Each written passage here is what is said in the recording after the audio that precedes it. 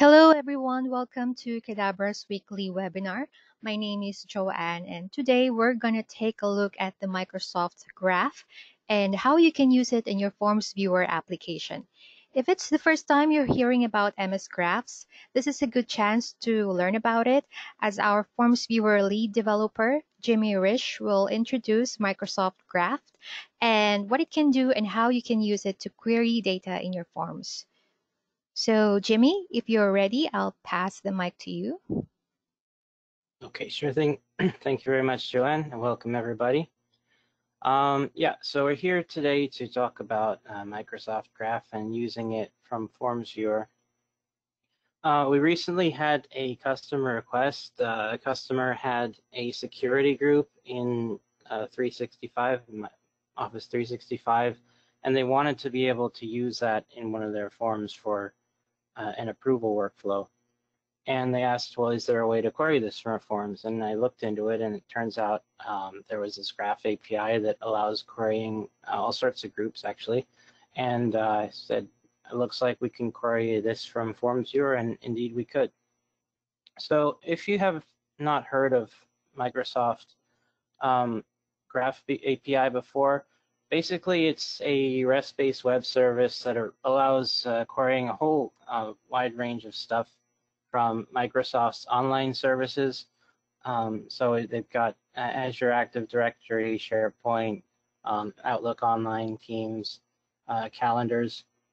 So the implication here is that you're using their cloud service. Now, if you've got an on-premise system, then it's a little out of the range to use this, but if you are synchronizing your AD to Azure Active Directory, or if you're using Azure Active Directory exclusively, or if you're using Outlook Online, then you can still be using Microsoft Graph even if your system is primarily on premises. So we're going to go through the process of how to use this Graph API from a FormsViewer form to query user data and group data. And so let's go through the process of how to get started up with that. Basically, you need to register an app in the Azure portal, which will give you credentials that you can use to query the Graph API. Grant that app the permissions that you're going to use, minimal permissions ideally. Grant admin consent to use the app, create a client secret, and note these values. So before we do that, let's just take a look at the way this query process works. So basically, there are two ways you can query the API. You can either query it on behalf of a user, or in a sort of app-only mode without querying it as a specific user. We're going to do the second version. So basically, once you've got your client ID and client secret all figured out, you send a post request to this URL. Tenant is a good value. Your tenant ID in 365 is a specific value. Then the Graph API sends back this response, which contains an access token. It also tells you how long it's good for. It's generally about an hour. This is 3,600 seconds. Once you've got your access token, you can use that in further queries. For example, we're doing a get query to get members of a group. We'd send a header with authorization and bearer in this access token, and then you get a result back. We've actually made some stuff to greatly simplify that process, as you're going to see in a moment. But for now, let's look at how that app registration process works. So I'm going to go over to the browser, and I've actually written up some documentation here. So let's look at that side by side with our Azure portal. So I'm going to go in here to Azure Active Directory. And I want a new app registration,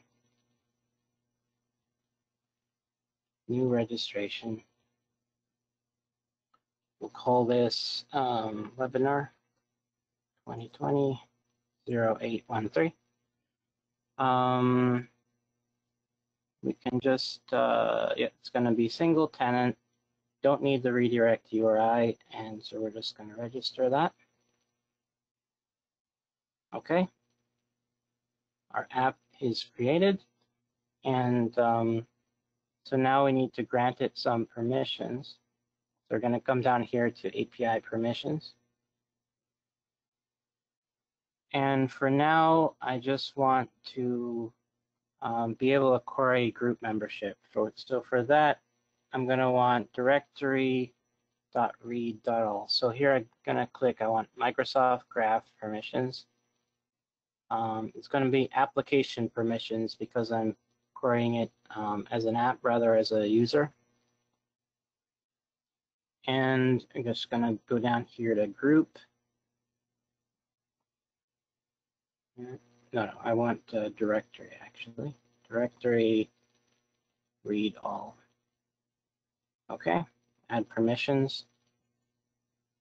Okay, so the permissions have been added, but they haven't been approved yet. So I need to click this button here to grant admin consent. It's going to ask me, do I consent? And I say yes. Okay, that's successful. Now I just need a couple of different values. So let me open up a new tab here. So first I need my client ID, which each app registration has its own client ID. So that's its value right here. So I'm going to get that. Got my directory ID is here. And I want to create a secret. A secret is sort of like a password or an app key that you can use to query the API. And if one were to be, to fall into the wrong hands, what you can do with these client secrets is revoke them. You can also have them expire. So if somebody did have one, they would eventually just expire. But we're going to just have one that never expires here. Okay. Adding a client secret. There we go. Okay, so a client secret has this value here. It's only going to be displayed for the duration while I'm on this page. If I came back to this page, or if I just navigated away and came back here, I think I wouldn't be able to see it anymore. Yeah, oh, no, it's still there. But I believe that if I were to navigate away completely and come back, it would not be displayed. So you got to make a note of it as soon as you create it. So I've got my three basic values. Let's come back to the slides here. Okay, so what we've gone ahead and done is create a QRules command or a couple of custom QRules commands that simplify the process of using the API. When I initially tried using the Graph API from FormsViewer last week, I was able to do it without any custom commands. It's using the make request command and a couple of others, but it was a lot of complicated rules and things. So I thought, let's simplify it and create some custom commands. So that's what we did. So basically, all it's involved in is you add this XML file to your form, you add the JavaScript file to your form, you add XML files to hold the results of any APIs you want to query. For example, over here, I want to query groups. So I've got an XML for that, and I'll be happy to share these with you. But here are my groups. And so this is group. I got various properties associated with groups, and then this one more value item to indicate that this is repeating. And then the group members is over here. And it just occurred to me that this version of the form I've got is an old version. So let me just go get the right one.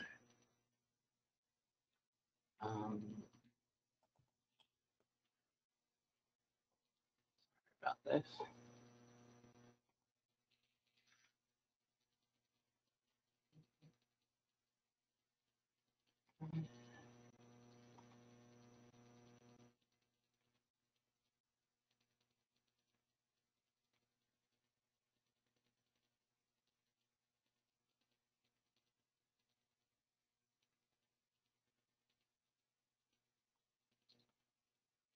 Okay. All right, so here I am in my form.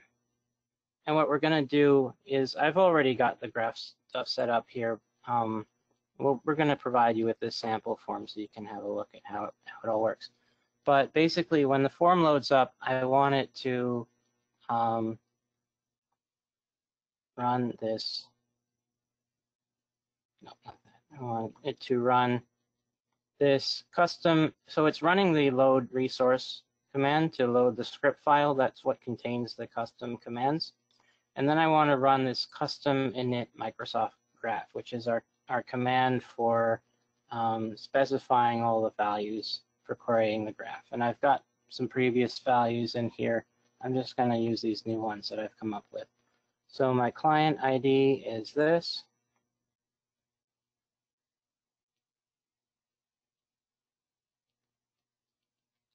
My client secret is this.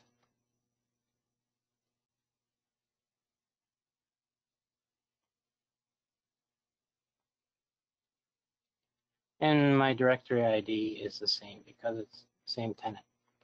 Okay. All right. So that is step 2 of this process. Use the custom init Microsoft graph command. And then we're going to use the custom query Microsoft graph command to actually perform the query. So let's look at this form in action. I'm going to come over here to FormsViewer.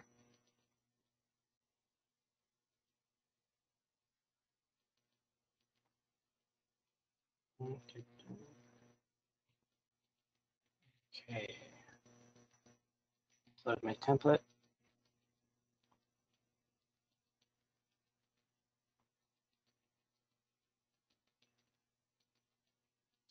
Okay. So we can see here that it has run the custom init Microsoft graph with the values that I just obtained in the last couple of minutes. So my first thing I'm going to query is the groups. So let's just hit query groups. This is the URL that we're going to query. Okay, so this custom command actually runs a couple of other commands, but you don't need to worry about those details. What you need to know is you want to run this custom query Microsoft graph and tell it what URL to query and where you want it to put the results. It'll go off and do the query, and then you can see it has put the results here in this secondary data source.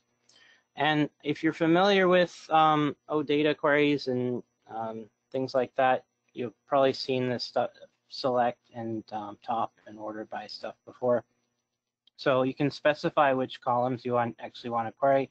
If I didn't need the description column, I could omit that. Now you can see all the descriptions are blank. If I only wanted the top 5 rows, I can do that. Yep, now I've got 5 rows, but I want all of them, so let's go back to 500. So if I wanted to query the members of the group, this is the all-important bit. We just want so I want to query this group that I've made for this webinar. So I'm just going to click that there. And what it's gone and done here is it's run this query. It's the group ID is stored in this secondary data source. It's not displayed in the table, but it's one of the fields there. So we're doing graph.microsoft.com version 1.0 of the API groups, the group ID, and then /members to get the members. And then I'm doing a select here to specify which columns I need instead of querying them all. Right now, this group contains me and Joanne, but if I were to come over here and let's say we'll add Kirby to this group. Members, Kirby.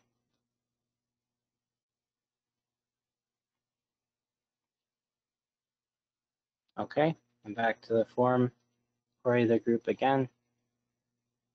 And there's Kirby. Okay. It can also query all of the users in your system in a single query. Just going to query that. It's not displaying the results. I haven't added a control to show the results, but we're going to use the results to that query right here. So I'm using those users to populate this dropdown. And let's say we wanted to add Don to our group. So we got Don Frack is the user. The group is webinars, webinars 2020-0813. And what's going to happen now is that when I query this, it's going to fail because I don't have enough permissions. The app registration doesn't have enough permissions. Which is something I had planned for.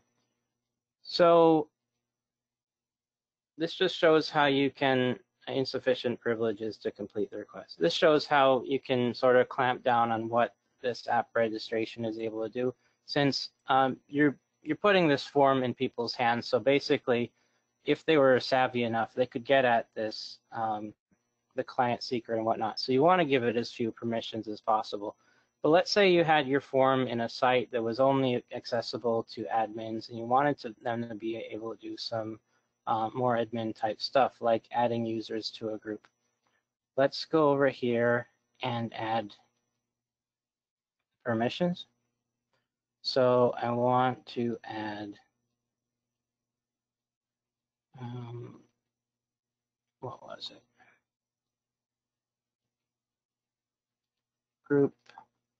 Group member,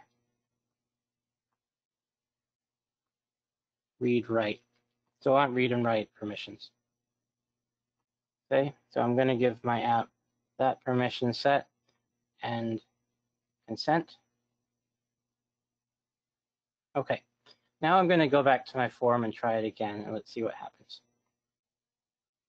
So it still failed. And the reason for this is a bit of a gotcha here. So at the beginning, it retrieved this access token for querying the service, but the access token actually contains the permissions that were available at the time that access token was created. So if I want to use these new permissions that are added, I need to actually reopen my form so we can get a new access token. So I'm going to query the groups again. I'm going to query the users again. And now,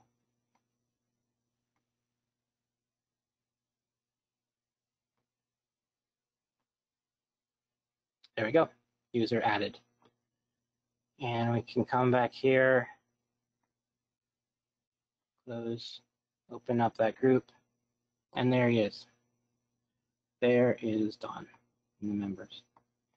So that's a simple little example of how you can do a whole variety of different things with your Active Directory by using these APIs right within your FormsViewer form. Now, Joanne is going to show us a real-world example of how you might use this in practice. So we're going to switch over to Joanne now. Okay.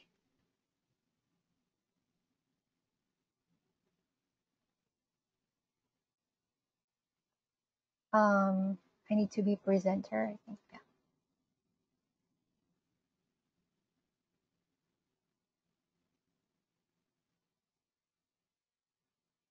Okay, so this is a sample task form that allows me to assign a task to a team member, and it gives me this ability to see all the SharePoint groups here.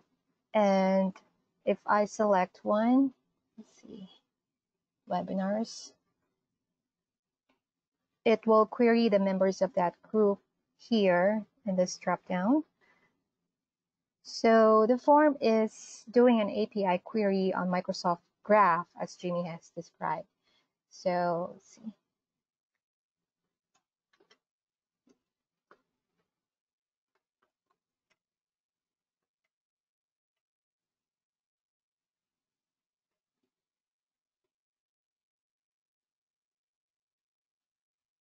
Just trying to fill this up.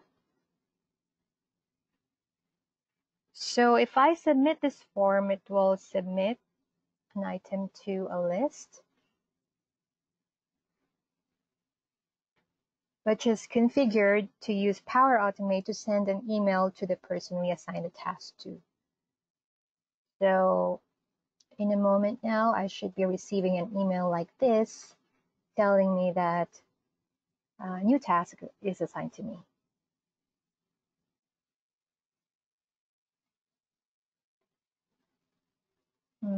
Okay, just waiting for that email.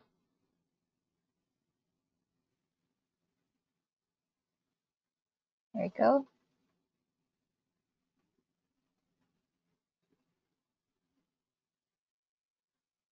Yeah, so this is a simple demonstration on how the MS Graph query can add benefit to your form. You can add drop-downs and query the SharePoint groups, as Jimmy has described, and this sample form that I'm using is also following the instructions that Jimmy showed you in this sample form that he showed you previously. So yeah, so that form logic is also added in this form, and we're gonna give this sample forms to you as a package. Yeah, so Jimmy. Yep, thank you very much, Joanne. I'm going to take back the screen.